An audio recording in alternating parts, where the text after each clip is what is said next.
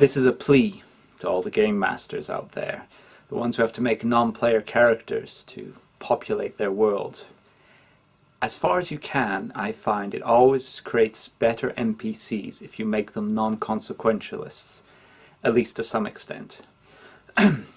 What do I mean by that? Well, a consequentialist character is one who is rational, chooses their decisions and their options based on what they feel or that they think would best help them ultimately. And that's perfectly fine to have as a life philosophy, but it's very uninteresting for an NPC. Why is that? Well, the main reason is that non-consequentialists often end up behaving the same, even if they're completely different. If one's the paragon of virtue and one's the darkest Machiavelli, they will end up behaving very much the same. And there's only one way of dealing with a consequentialist, which is find something they want and offer it to them in a trade of some sort.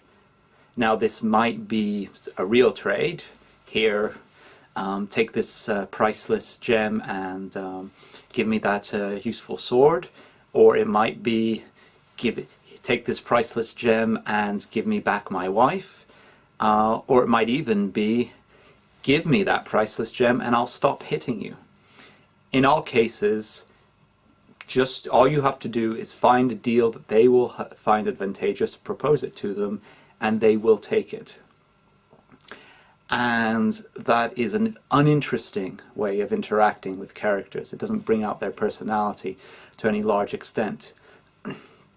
Now, let's just illustrate with an example drawn from, in this case, Vampire the Masquerade, though it could come from any sort of games. You have the prince of a city.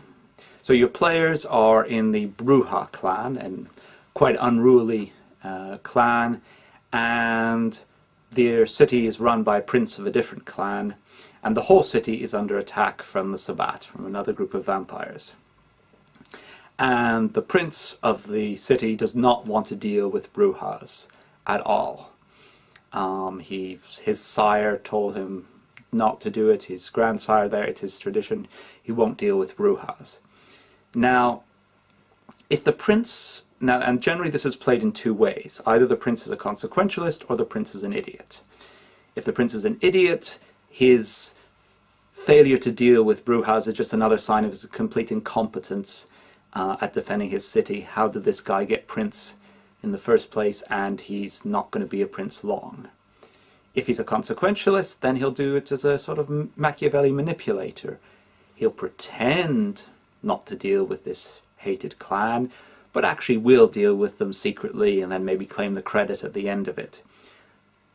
Much more interesting, in my view, is if this guy is a ruthless, dedicated prince. He wants to protect his city almost at all cost,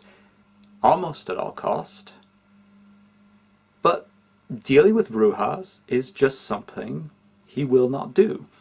The cost is too high for him to do that. It might be for us the equivalent of, I don't know, strangling a child or something equally hideous. There are some things that we will not do. And this prince will do anything pretty much to protect his city, except deal with the Brujas, agree with them, or negotiate with them, or admit to needing them. That is just something that he will not do. And there you've got so much more potential for interesting role play than either the idiot or the consequentialist.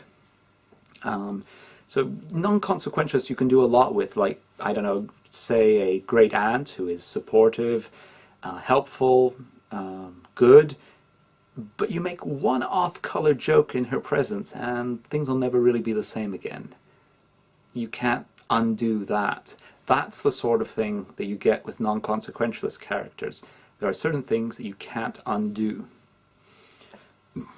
What are examples of non-consequentialists in fiction or history? Well, one interesting example I found was the goblins in Harry Potter, J.K. Rowling's Harry Potter. For those 2 or 3 in the universe who don't know that. But anyway, the goblins were described as craftsmen, and objects that they created always belonged to their creator. If you bought it off a goblin, you weren't buying it, you were renting it. And until you died, you could have a use of it, and after that it reverted to the owner, to the maker. And that, I found, has a lot of potential. That's a very interesting rule there. If the goblins were consequentialists, then they'd find some way around this. Maybe if you paid them a lot of money, they could do a trust and it would actually belong to you or something like that. But they're not. So having this rule gave a lot of potential. As people thought they were buying it, but the goblins thought they weren't, and the goblins couldn't back off. They couldn't sort of just remove their rule because it would have been convenient not to. They weren't stupid. They wouldn't charge in to claim everything back, but they honestly thought these wizards who inherited this object from their grandfather stole it from the creator. In history, we have lots of examples of non-consequentialists. Take, for instance, the British Empire. The British Empire was run by British gentlemen who had certain codes of conduct, certain things you did, certain things you didn't do. Like you didn't fraternize with the lower orders. You didn't go back on your word. And there's a whole other host of things, small quirks of behavior. You didn't sort of do certain professions. Other ones were okay. You could be something of a particularly high class. You couldn't be something of a low class. It was all quite complicated. But by and large, they stuck with this code of conduct. They still invaded most of the world, took it over, and dished out huge brutality all over the place. But they did it while sticking to their code of conduct. So you can be extremely successful, extremely violent, and still be a non-consequentialist bound by quite a lot of rules. Duelists are another example. When you have a dueling culture, typically what happens is that very few duels are fought. Everybody's ready to fight a duel if you insult them in a particular way, insult their honor in a particular way. And because everybody knows this, it sort of rarely happens. Then, if you want to make in a role-playing game, the interesting thing is, of course, when the people who know the rules interact with people who don't know the rules. So you have these people who will react violently to every insult, but have counted their whole lives on the fact that people know this and don't insult them. Bring in a foreign group, let the sparks fly. Now, another thing non-consequentialist is very good for is for elder races or for any mysterious elder. If they're sort of still around and still doing stuff and are powerful, what are they doing? Why are they doing it, and why have they not sort of invaded everything or something like that? But if you give them non-consequentialist motivations, you can have extremely powerful elders sticking around, and in a way that makes sense. To pick another example from Vampire the Masquerade, I did that with Solot, who appeared in one of my campaigns. Now, Solot's tricky. Is he the Jesus of the vampire world? Is he the Satan of the vampire world? Is he an arch manipulator? Is he naive? So many different interpretations. I decided I'd go, yes, he's the Jesus, he's the good guy of the vampire world, but he does it in a non-consequentialist way. Now, Solot's clan, the clan he created, are all dead. They've been hunted by sort of more ruthless vampires. And in Solot's view, this is a success. They did not compromise their ideals. They did not go over to their dark sides or whatever the equivalents would have been, and they died. Yet this is a great success. Again, see the non-consequentialist mindset. It's not that they did good in order to achieve something, it's just that they did good, that they were good. And then Solot was diablerized by Tremere. His soul was eaten, basically. And in my view, he didn't do this to trap Tremere. He did it maybe as an act of faith knowing that he might come back or might not come back, but putting himself in the hands of God, because he's quite religious. And then when later he did come back and Tremere's soul was forced out, he didn't do this to take revenge on Tremere. It was Tremere had made his choice. He had diablerized another, and by doing that, he had condemned his own soul.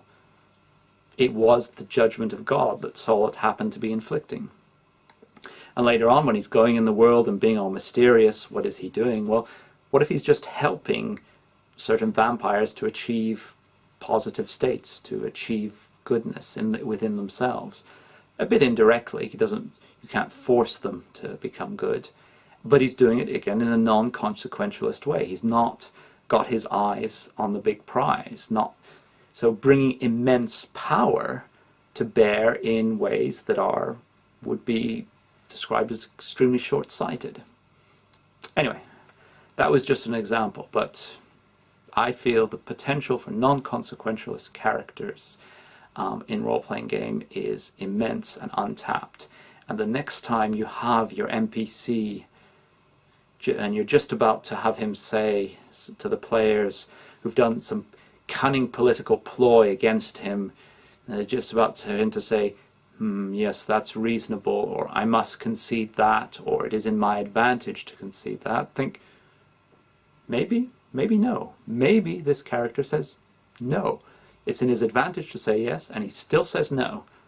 And then the role-playing can begin. Thank you.